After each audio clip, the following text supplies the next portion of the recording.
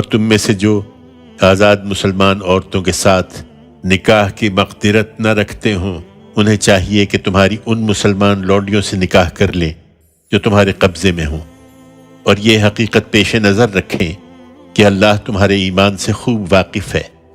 تم سب ایک ہی جنس سے ہو، سو ان کے مالکوں کی اجازت سے ان کے ساتھ نکاح کر لو، اور دستور کے مطابق ان کے مہر بھی ان کو دو، اس شرط کے ساتھ کہ وہ پاک دامن رہی ہوں، بدکاری کرنے والی اور چوری چھپے آشنائی کرنے والی نہ ہوں۔ پھر جب وہ پاک دامن رکھی جائیں اور اس کے بعد اگر کسی بدچلنی کی مرتکب ہوں تو ان پر اس سزا کی آدھی سزا ہے جو آزاد عورتوں کے لیے مقرر کی گئی ہے۔ نکاح کی یہ اجازت تم میں سے ان لوگوں کے لیے ہے جنہیں گناہ میں پڑ جانے کا اندیشہ ہو، ورنہ صبر کرو تو یہ تمہارے لیے بہتر ہے، اور مطمئن رہو کہ احتیاط کے باوجود کوئی غلطی ہو جاتی ہے تو اللہ بخشنے والا ہے، اس کی شفقت ابدی ہے۔